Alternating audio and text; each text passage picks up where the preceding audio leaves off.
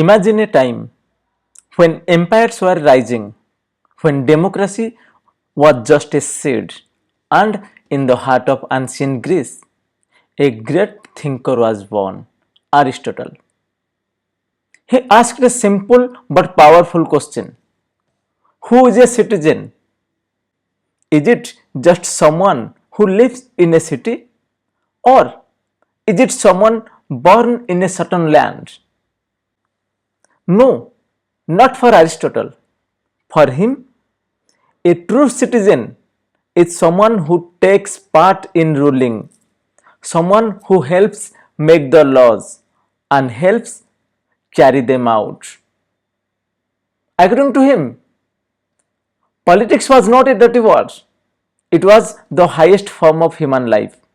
To be a citizen meant to be a part of something greater, something bigger, a shared pursuit of good life. Hello and welcome to the Statecraft Simplified with Dr. Ajay.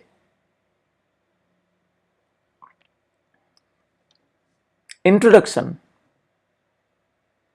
Aristotle, a Greek political philosopher, who was born in Stagira in 384 BC. And Aristotle is also known as the father of political science.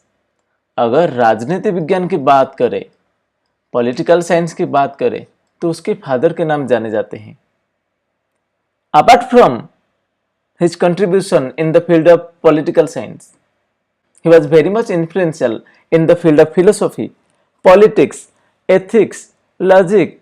He was the teacher of the Alexander the Great and the pupil of Plato, the father of political philosophy. His idea of citizenship was found in his work, Politics. The concept of citizenship, वो politics में मिलता है. His work, his book, The Politics. And he found his own school, own university, you can say, Lyceum, which was established in 335 BC. What is citizenship? What do you mean by that? As a conservative, he viewed citizenship to protect the existing institutions of citizenship that prevailed during that point of time.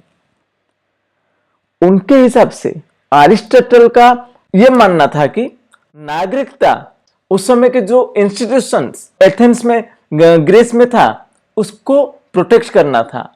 और उनके हिसाब से citizenship क्या था? Citizen were the privileged class people who are held public offices and participate in the state activities. Who is a citizen? According to him, if someone holds a public office, कोई public office है, उसको कोई इंसान, कोई व्यक्ति विशेष उसको hold करते हैं, या फिर वो स्टेट का एक्टिविटीज हो गया, स्टेट का एक्टिविटी, उसमें वो एक्टिवली पार्टिसिपेट करता हो. और उनके हिसाब से ये भी था सिटीजनशिप हेरिडिटरी बेसिस और हेरिडिटी के बेसिस में भी दिया जा सकता है, जो बोलते हैं वंशानुक्रमिक. ओके, सो उनके हिसाब से ए citizen is one who share the administration of justice and in the holding of office. Aristotle का जो राजनीतिक दर्शन था, जो पॉलिटिकल फिलोसॉफी था, उसमें सिटीजनशिप बहुत ही सेंट्रल कॉन्सेप्ट था, बहुत ही इंपॉर्टेंट कॉन्सेप्ट था, जो उनकी पॉलिटिक्स में वो देखा जाता है. ए citizen is one who share the administration of justice, न्याय की बात कर रहे हैं, एंड होल्डिंग द ऑफिसेस. कौन सा ऑफिस? गवर्नमेंट ऑफिस, उसको होल्ड करता हो. हम अभी डिस्कस किए ना, पब्लिक ऑफिस, तो वो होना चाहिए. तो सिटीजन कौन हो सकता है?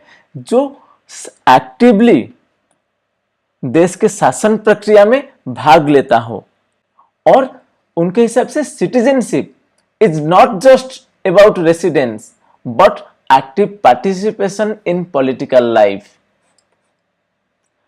Residence is not the sole criteria to provide citizenship. तो अरिस्टोटल के हिसाब से आप कहीं पे जन्म लिए हो। इसका मतलब यह नहीं कि आपको उसी स्थान का, उसी प्लेस का सिटीजनशिप मिल जाएगा। उनके हिसाब से सिटीजनशिप क्या था, वो पॉलिटिकल लाइफ में एक्टिव पार्टिसिपेशन की बात कर रहा है। सक्रिय रूप से पार्टिसिपेट करना होगा, सक्रिय रूप से भाग लेना होगा। सो अरिस्टोटल के लिए यह सब समझना बहुत जरूरी था कि कौन नागरिक है और उसका रोल क्या है, हु क्वालिफाइज और what are their roles. Their roles, नागरिक होने के लिए क्वालिफिकेशंस क्या चाहिए और उनका रिस्पॉन्सिबिलिटी, उनका जिम्मेदारी क्या होना चाहिए, हमें यह पहले देखना पड़ेगा।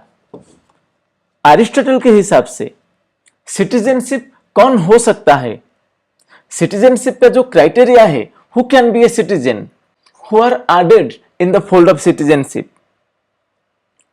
अरिस्टोटल के लिए कौन सिटीजन हो सकता है, the native born male, native born male adults.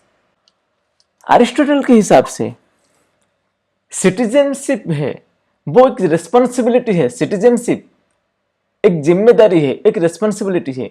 So who can be a citizen, ये सिटीजन होने के लिए उनके पास क्या क्या क्वालिटीज होना चाहिए। पहला क्वालिटी क्या है, नेटिव बॉर्न होना चाहिए, उस देश का नागरिक होना चाहिए। कोई एलियन, कहीं बाहर का कोई फॉरेनर्स और एलियन की बात करें, वो सिटीजनशिप नहीं हो सकते। दूसरा क्या था, मेल एडल्ट्स, एडल्ट्स होना चाहिए, मेल भी।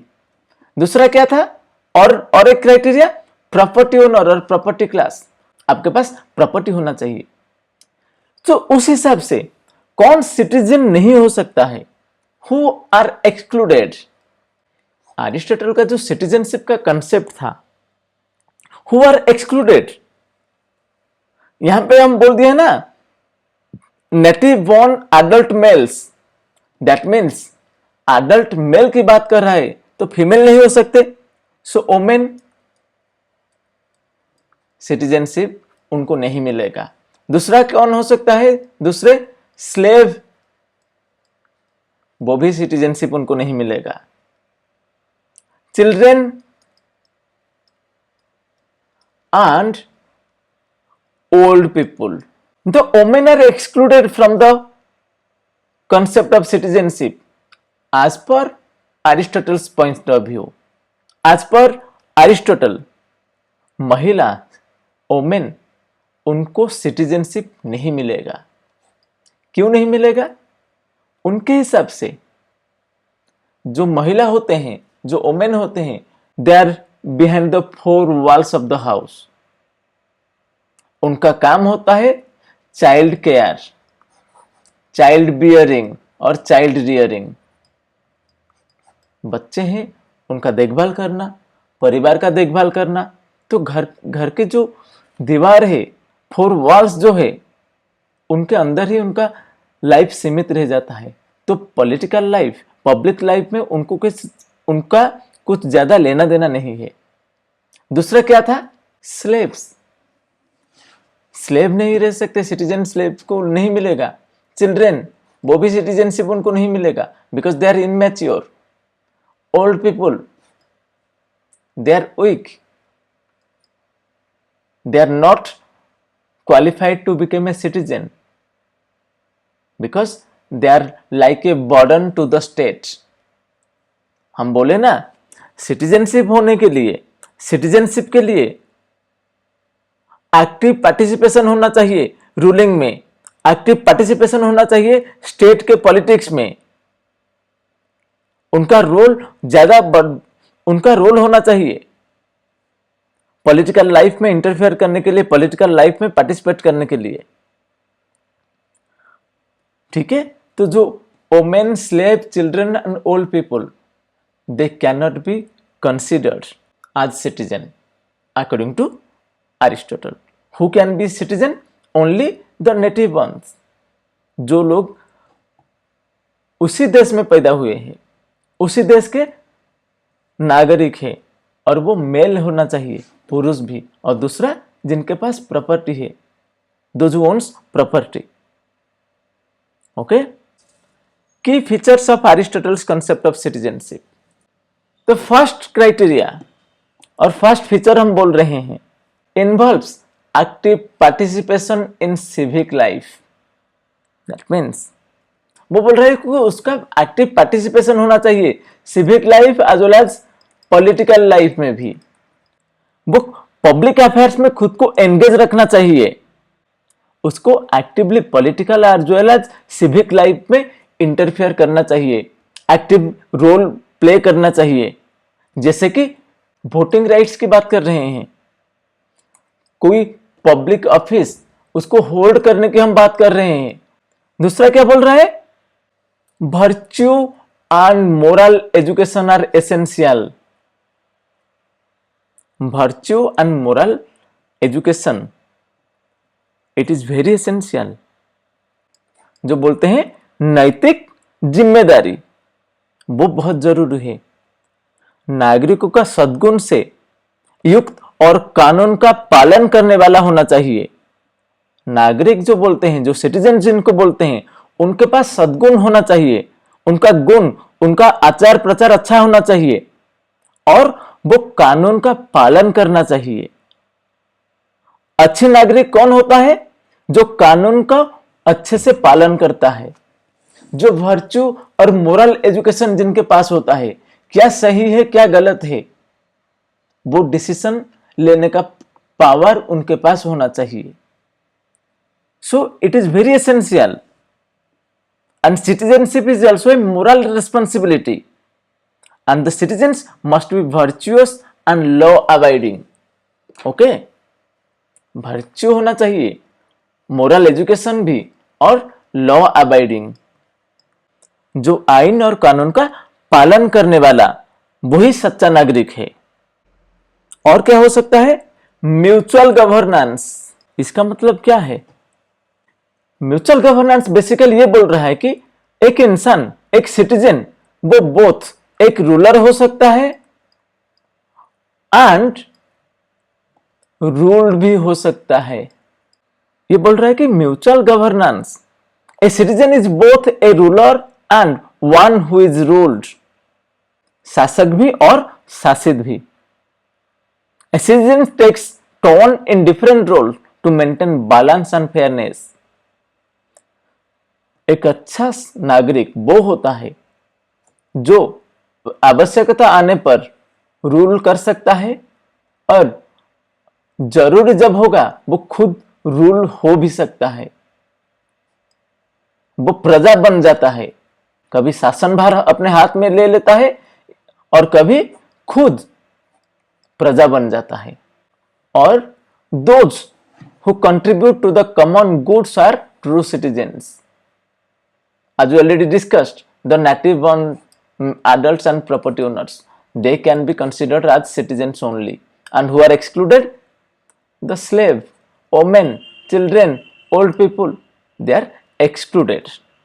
Importance of education in citizenship. He strongly emphasized the role of education in shaping the character of the citizen. कोई भी नागरिक है, कोई भी सिटीजन है, उसके चरित्र को अच्छा दिशा दिखाने के लिए शिक्षा, एजुकेशन जरूरी है। और citizen must be educated in virtue. कोई भी नागरिक, सिटीजन, उसके पास वर्च्यू होना चाहिए। ही शुड बी वर्चुअस, क्योंकि एक वर्चुअस सिटीजन और virtue education it can shape the character of a good citizen. अच्छा नागरिक हो सकता है। Education prepares individuals for active public life. Aristotle के लिए सिटीजनशिप एक्टिव पार्टिसिपेशन की बात कर रहे थे। वो स्टेट में, पॉलिटिकल लाइफ में एक्टिव पार्टिसिपेशन की बात कर रहे थे, पैसिव की नहीं। सो एजुकेशन इंडिविजुअल को एक्टिव पब्लिक लाइफ में कैसे पब्लिक स्फीयर में एक्टिवली पार्टिसिपेट कर सकता है, उसके लिए एजुकेशन उनको तैयार करता है। दूसरा और क्या था, ethics and politics are deeply connected. He does not separate ethics from politics. There is a link between ethics and politics. उनके हिसाब से एजुकेशन मस्ट बी पब्लिक. शिक्षा की बात करें, एजुकेशन की बात करें, वो पब्लिक होना चाहिए. कोई प्राइवेट सेक्टर में, प्राइवेट इंडिविजुअल के हाथ में एजुकेशन नहीं रहना चाहिए. Education must be public and oriented towards the constitution. Strengths of Aristotle's view, or this is, you can say, justification of his idea of citizenship. First justification क्या है, strength क्या है Aristotle's view of citizenship? Emphasizes on responsibility and participation. Aristotle के हिसाब से सच्चा नागरिक वो होता है जो एक्टिवली पॉलिटिकल लाइफ में पार्टिसिपेट करता हो. नागरिक वो सक्रिय रूप से पॉलिटिकल लाइफ में सक्रिय रूप से भाग लेता हो. तो citizenship, their active engagement, it remains influential in modern democracies. It connects citizenship with morality and common good. Aristotle's concept of citizenship, it acts like a connecting link. वो कनेक्टिंग लिंक जैसा काम करता है बिटवीन सिटीजनशिप. ये citizen को connect करता है किससे? मोरालिटी से और कॉमन गुड से. ये एक मोरल फाउंडेशन, एक नैतिक आधार का स्थापना करता है. It ties political participation with ethical development. Political participation with ethical development and virtue. ठीक है, ये राजनीतिक भागीदारी को नैतिक विकास और वर्च्यू से जोड़ता है. It acts like a connecting link that connects the citizen with ethical development, morality, common goods and virtue. Next justification, it highlights the role of community in human flourishing. ये मॉडर्न डेमोक्रेसी में, modern society में इंसान का development के लिए जो community होता है, सोसाइटी होता है और कम्युनिटी होता है, उसका रोल रहता है. इसलिए बोला जाता है ना, वो individual, no man is an island. इसका मतलब ये हम बोल सकते हैं कि इंडिविजुअल का ऑलराउंड डेवलपमेंट में सोसाइटी और कम्युनिटी का रोल रहता है. Criticism is an important aspect. पहला क्या था? एक्सक्लूजनरी. दैट मीन्स हम जो बोल रहे थे ना, it excludes. It is very exclusionary and narrow बोल सकते हैं. कैसे? क्योंकि अरिस्टोटल का जो कॉन्सेप्ट था, it excludes home, it excludes the women, it excludes the slave, the labourers, the old people, the children. ये सबको एक्सक्लूड कर दिया था सिटीजनशिप से, राइट? और किसको सिटीजनशिप सिर्फ मिलेगा? जिनके पास प्रॉपर्टी हो, the property owners, the adult males, और you can say the native adult males. तो ये तो एक्सक्लूड कर चुका है बहुत लोगों को. वोमेन, स्लेव, चिल्ड्रन, ओल्ड वर्ग, इन सभी लोगों को बाहर रखा है सिटीजनशिप से. आज के जमाने पे ये जो मॉडर्न सोसाइटी में जो 21st सेंचुरी की डेमोक्रेसी हम बात कर रहे हैं, ये अभी एक्सेप्ट नहीं किया जा सकता. ये बहुत ही नैरो कॉन्सेप्ट होगा. That is not applicable in large scale democracies. It's a very static view. His idea that some people are naturally unfit for citizenship, that reinforce the hierarchy. His idea जो बोल रहा था, naturally कुछ लोग citizenship पाने के लिए वो लायक नहीं है, उनके पास वो योग्यता नहीं है, वो अभी हम एक्सेप्ट नहीं कर सकते. वो एक स्टैटिक सोशल ऑर्डर की बात कर रहा है। वर्तमान के समय पे ये जो unforeseen circumstances that can not be held responsible, जो कंडीशन, जो सर्कमस्टेंस मेरे हाथ में नहीं है, उसको आधार करके आप किसी को कैसे वंचित कर सकते हैं नागरिकता से, सिटीजनशिप से। अगर हम बोलेंगे स्लेव, अगर कोई स्लेव फैमिली में पैदा हुआ तो उसको हम कैसे बोल सकते हैं, जो नेचुरल सर्कमस्टांस, उसको आधार करके हम कैसे किसी को वंचित कर सकते हैं नागरिकता से। और क्या था, it undermines the universal rights. Universal rights, हम अभी की बात कर रहे हैं, citizenship that is universal, that is human. The modern views on citizenship, उसके हिसाब से एरिस्टोटल का जो कंसेप्ट, उसको हम एक्सेप्ट नहीं कर सकते। To conclude, we can say that Aristotle's theory of citizenship remains one of the most profound and influential in political thought.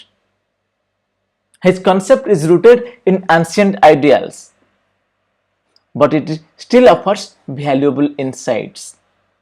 His views help us rethink the role of citizen in democracy. उनका जो concept का, citizenship का जो concept था, हम मान सकते हैं definitely that is very very narrow, वो बहुत ही नैरो था, लेकिन वो एक इंपॉर्टेंट इंसाइट देता है हम लोगों को, हमें सोचने के लिए मजबूर करता है। आज का जो सिटीजनशिप का कंसेप्ट है, क्या वो सही है, या उनका जो कंसेप्ट था, प्रॉपर्टी होना चाहिए, टाइम भी होना चाहिए, जो एक्टिवली पार्टिसिपेट करता हो पॉलिटिक्स में, स्टेट में, स्टेटक्राफ्ट में। डेमोक्रेसी की बात कर रहे हैं हम, तो सिटीजनशिप डेमोक्रेसी में बहुत इंपॉर्टेंट है। अगर इलिटरेट, जो अनपढ़ जाहिल गवार जिनको हम बोलते हैं, वो भेड़ बकरी की तरह आ जाएंगे, वो डेमोक्रेसी नहीं होगा, वो मोबोक्रेसी हो जाएगा। तो उनके हिसाब से सिटीजनशिप सिर्फ 5 साल में इलेक्शन आया, एक वोट दे दो, जिम्मेदारी खत्म हो गया, नहीं। उनके विचार में यह था कि एक्टिव पार्टिसिपेशन होना चाहिए, एक्टिवली पार्टिसिपेट करना पड़ेगा। आज के समय हमें अपना जिम्मेदारियों को समझना पड़ेगा। His views also marked by social exclusion and elitism.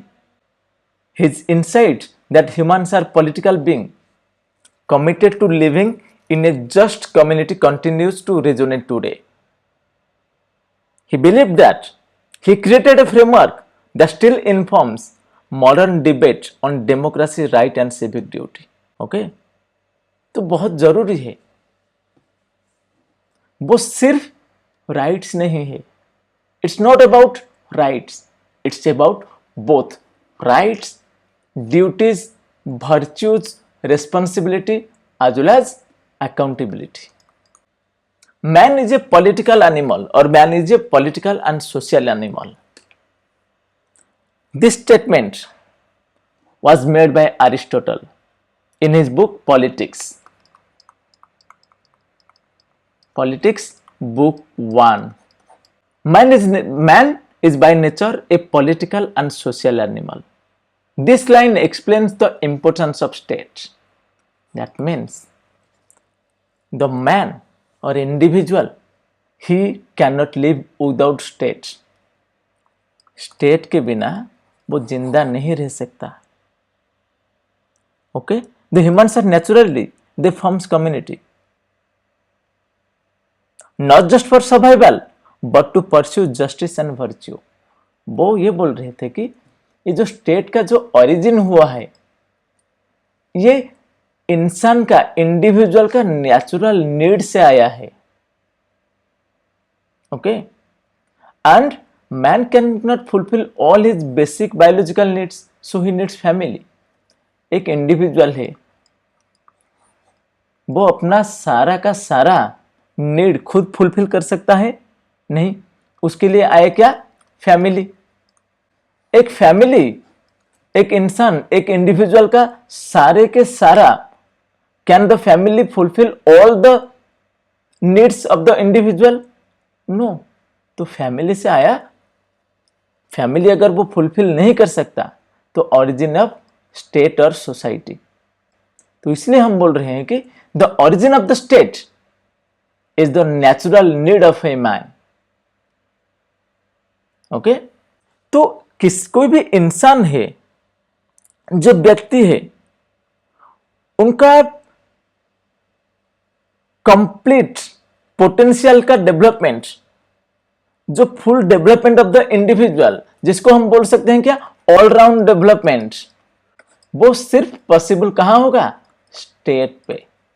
इसलिए कहा जाता है कि man can not live without state, he is a political as well as social animal, and if someone is living without the state, he is either a god or a beast.